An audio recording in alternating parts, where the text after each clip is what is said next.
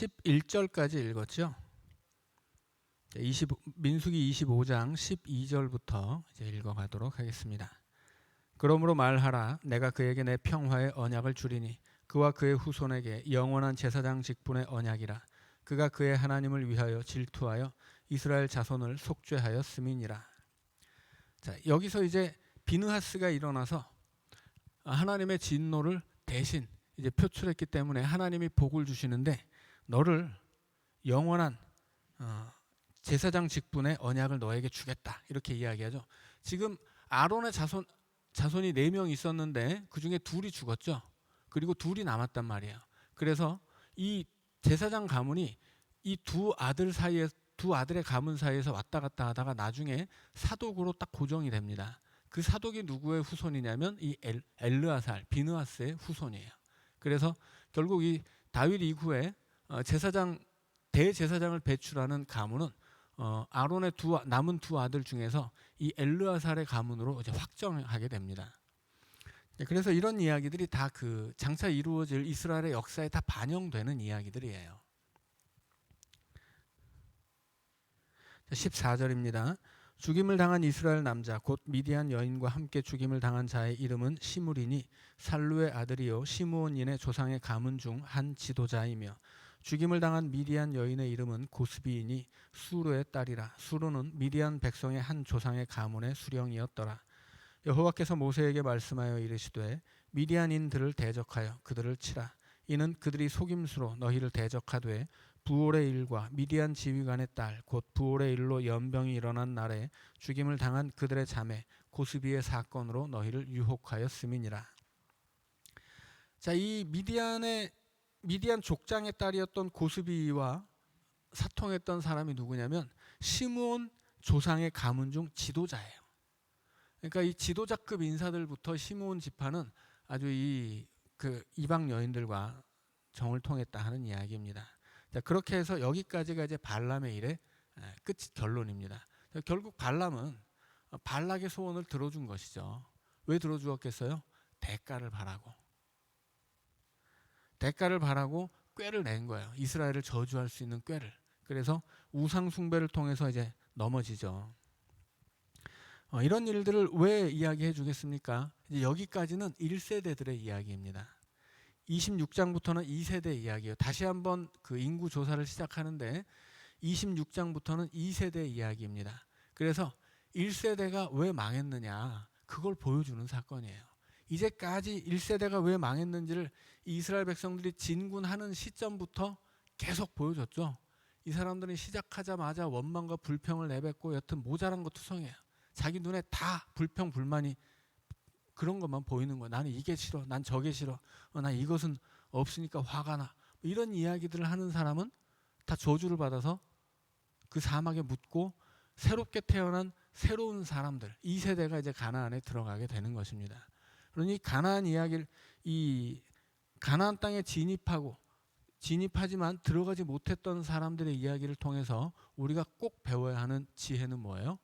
불평불만하지 말아라 하는 것입니다.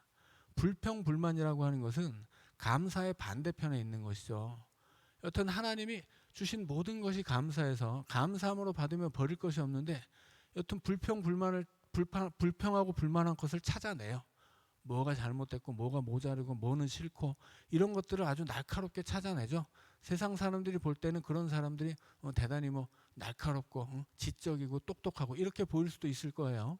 그런 말하고 나면 속도 시원하고 얼마나 기분이 좋겠어요. 이 속에 있는 거 다 털어냈으니까. 저주받을 일이에요. 자, 그런 일들은 이 광야에서 왜 1세대가 들어가지 못했느냐? 불평과 불만과 원망 때문이다. 없는 시비도 만들어냈기 때문이다라고 하는 거죠. 자, 그것을 이스라엘 백성들에게 이 역사를 통해서 보여주는 거예요. 그리고 이제 26장으로 넘어가면 이제 새로운 2세대를 이제 셉니다. 그런데 2세대를 인구 조사를 하는데 인구 조사하는 중에 각 지파마다 이 앞에 나왔던 특별한 사건을 통해서 죽은 사람들 이야기도 해요. 무슨 얘기를 하는 것일까요? 그 사람들 왜 죽었는지 알아? 불평불만하다 죽었다. 하나님 원망하다 죽었다. 우상 숭배하다 죽었다. 이런 얘기를 다시 되새겨주고 있는 거예요. 1세대들이 들어가지 못했던 이유를 밝혀주면서 이제 가나안에 들어가는 2세대는 새로운 사람들이다. 새로운 삶을 산다. 새로운 믿음을 가진 사람들이다. 이제 이걸 보여주는 것입니다. 자, 26장 읽어가겠습니다.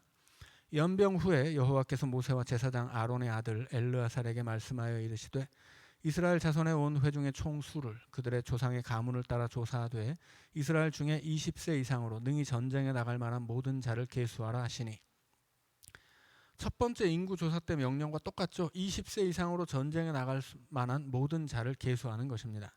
자, 3절입니다. 모세와 제사장 엘르아살이 여리고 맞은편 요단가 모압 평지에서 그들에게 전하여 이르되 여호와께서 애굽 땅에서 나온 모세와 이스라엘 자손에게 명령하신 대로 너희는 20세 이상 된 자를 계수하라 하니라. 이스라엘의 장자는 르우벤이라. 르우벤 자손은 한옥에게서 난 한옥 종족과 발루에게서 난 발루 종족과 헤스론에게서 난 헤스론 종족과 갈미에게서 난 갈미 종족이니 이는 르우벤 종족들이라. 계수된 자가 43,730명이었더라. 자, 그 르우벤 종족은 처음에 1세대는 46,500명이었습니다. 조금 이제 줄었죠. 여기서 숫자가 조금 줄었다는 것은 조금 벌받았다 하는 이야기예요. 이들의 숫자는 하나님의 약속이었거든요. 하나님이 아브라함에게 하늘의 별처럼 많은 자손을 주겠다라고 했기 때문에 이 자손의 많음은 하나님의 약속이고 그것은 그 자체로 축복이에요. 그래서 인구가 늘었다 하는 것은 복을 받는 것이고 인구가 줄었다 하는 것은 벌을 받는 것입니다.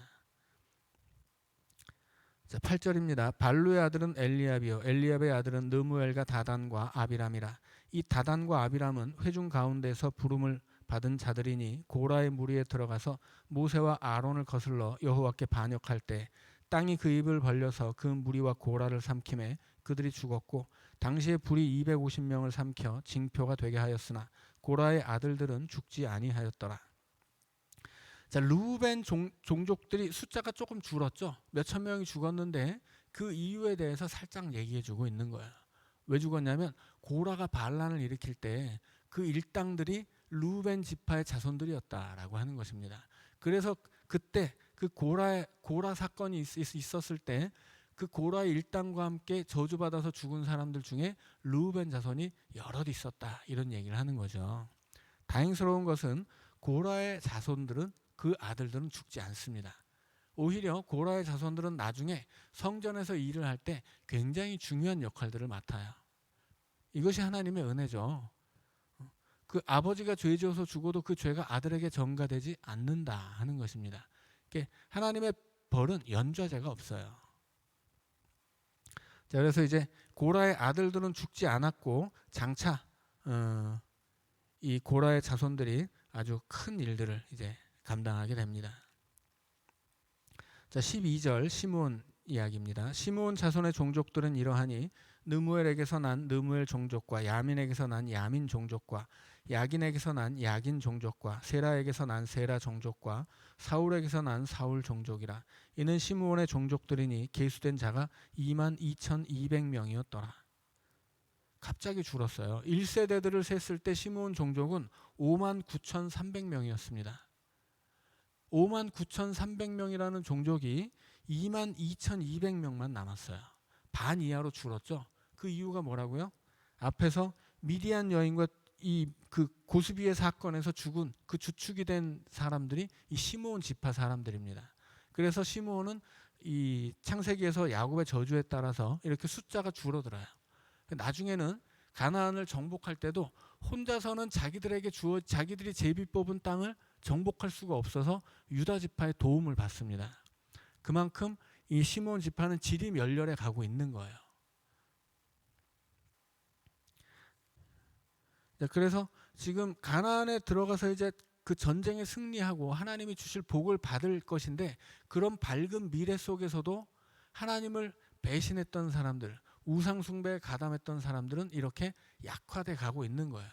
그래서 지금 이 모든 일들의 원리, 이 모든 일 가운데 나타나는 원리가 뭐냐면 인과응보입니다.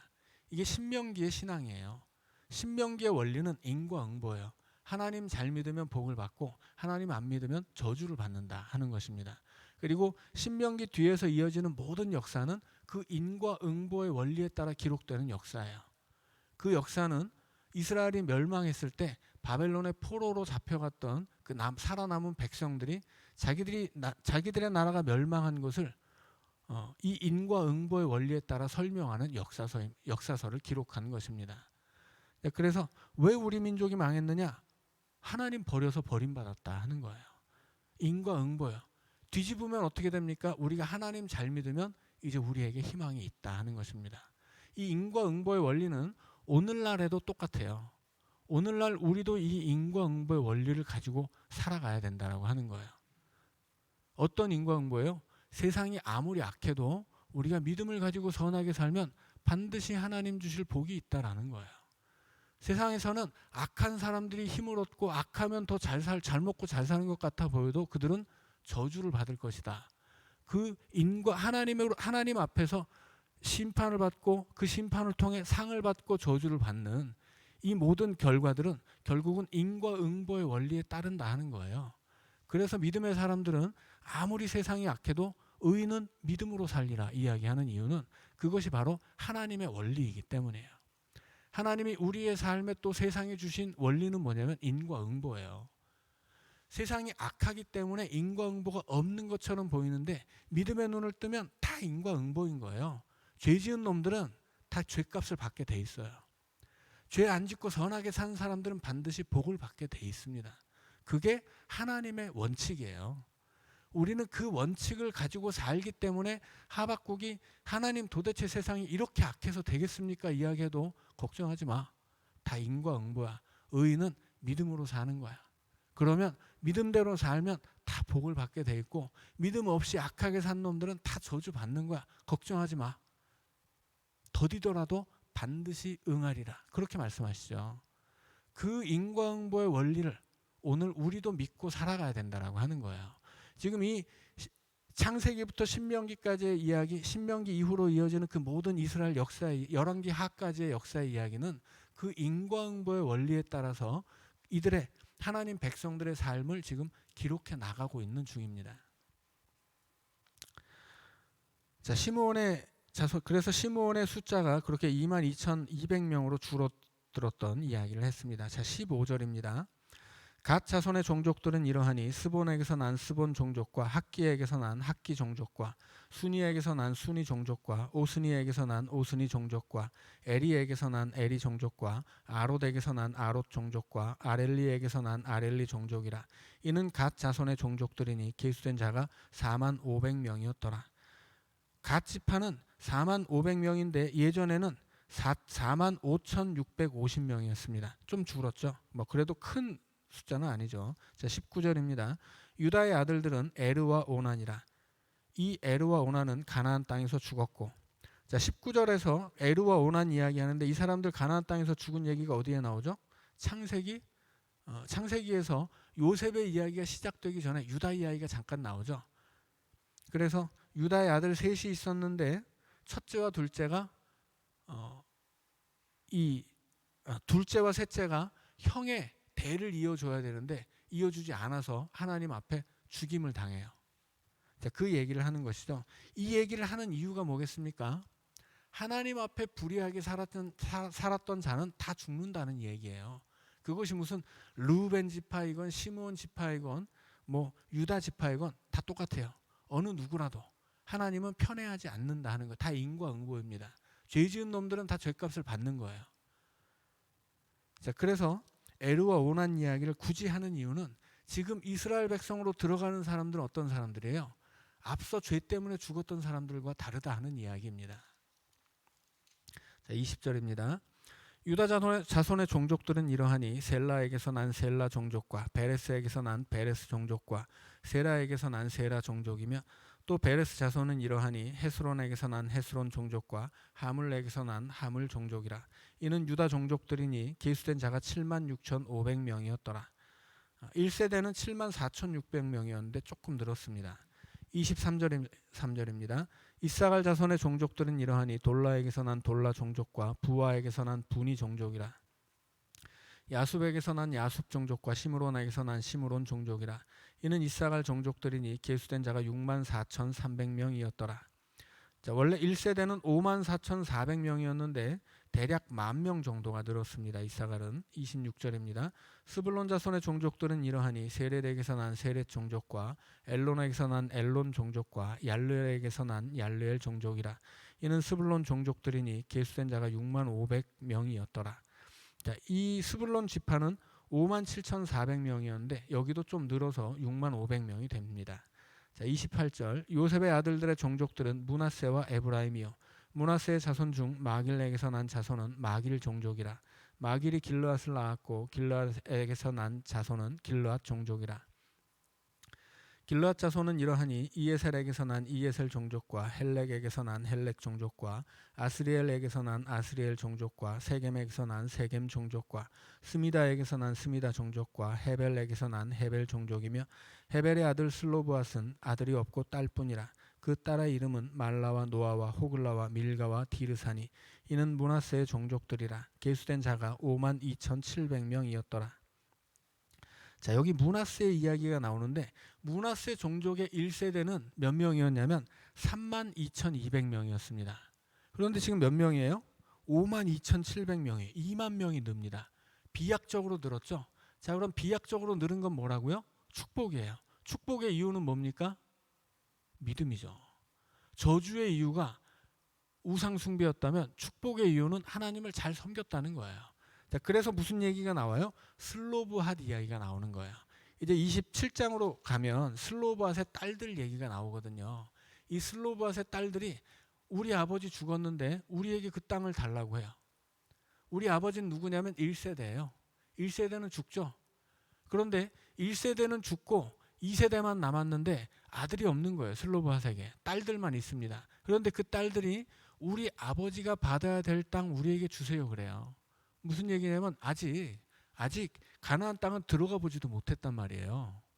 그런데 하나님이 주신다고 하는 것을 믿은 거예요.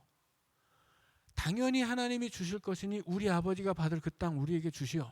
지금 가나안 땅에 들어가지도 않은 상태에서 우리 땅을 달라 요구하는 거죠. 그 요구가 어디에서 나옵니까? 믿음에서 나오는 거예요. 하나님이 반드시 그 땅을 준다고 하는 것을 믿는 거죠. 그 믿음 때문에 하나님이 그들을 복되게 하시는 거예요. 그 믿음이 슬로브핫의 딸들에게만 있는 것이 아니라 지금 므낫세 지파가 지금 그런 믿음이 있다는 얘기예요. 그래서 그 믿음 때문에 므낫세 지파가 복을 받아서 32,200명이 5만 명이 넘는 숫자로 지금 부흥하게 된 거예요. 자, 35절입니다.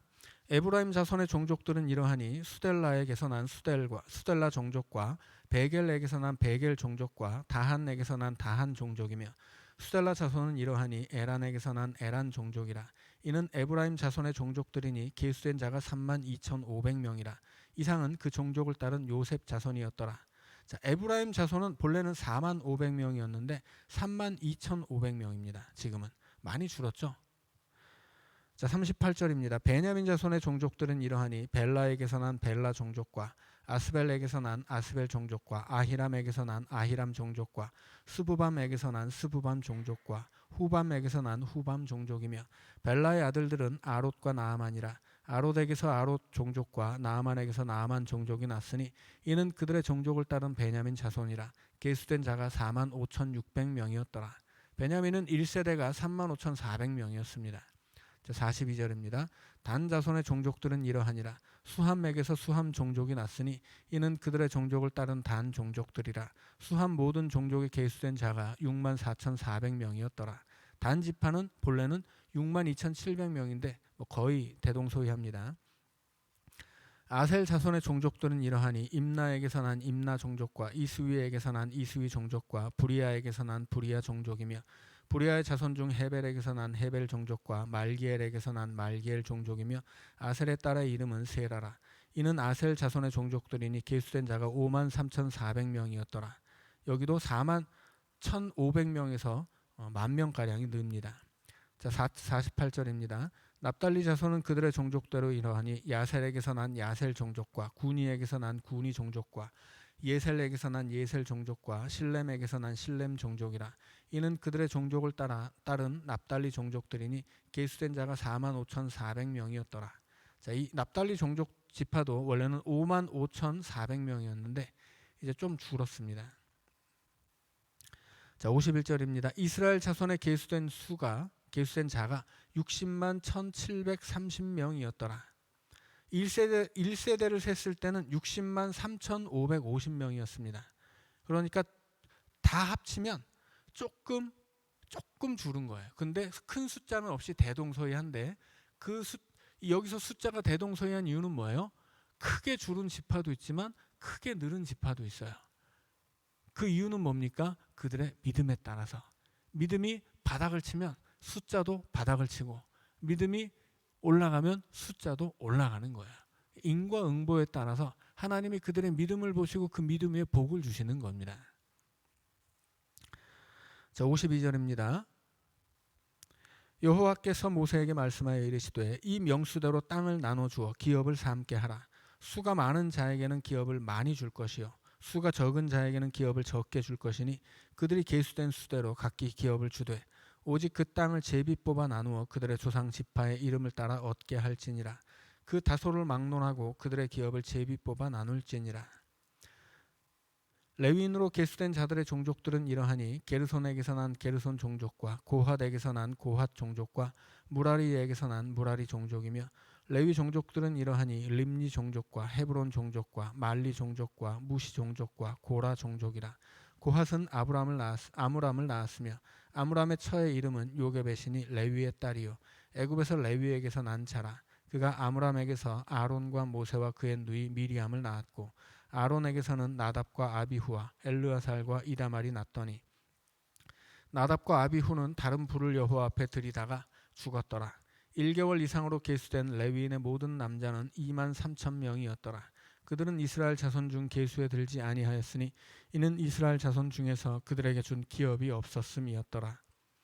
이는 모세와 제사장 엘르아살이 계수한 자라. 그들이 여리고 맞은편 요단가 모압 평지에서 이스라엘 자손을 계수한 중에는 모세와 제사장 아론이 시내 광야에서 계수한 이스라엘 자손은 한 사람도 들지 못하였으니 이는 여호와께서 그들에게 대하여 말씀하시기를 그들이 반드시 광야에서 죽으리라 하셨음이라. 이러므로 여분네 아들 갈렙과 눈의 아들 여호수아 외에는 한 사람도 남지 아니하였더라. 자, 이제 지금 말씀드린 이 모든 숫자는 2세대의 숫자죠. 말씀드린 것처럼 여기 우리가 읽은 것처럼 시내산에서 계수한 사람 중에 남은 사람은 딱 3사람이에요. 모세. 이제 모세는 그렇지만 죽죠. 그리고 갈렙과 여호수아죠. 이 사람들 빼고는 시내 광야에서 계수했던 자손들은 하나도 없습니다. 그리고 이제 2세대가 태어났죠. 그런데 숫자는 거의 대동소이해요. 20세 이상의 그 전쟁에 나갈 수 있는 자들의 숫자가 60만이 넘습니다. 그러니까 지금 하나님의 약속은 그대로 이어지는 거예요. 하나님의 약속은 그 믿음을 계승한 자들에게 그대로 성취되는 것입니다. 다만 그 약속이 이루어질 때까지 믿음을 잃은 사람들은 배제되는 거예요. 하나님은 하나님이 약속하셨기 때문에 그 약속을 반드시 성취하세요. 그런데 그 약속을 성취하고 그 약속을 누리는 사람들의 면면을 보면 그들은 하나님도 약속하셨지만 그 약속을 지키는 하나님의 백성들도 그 약속에 들어가더라 하는 거죠. 약속이라는 것은 하나님만 하는 게 아니라는 얘기예요.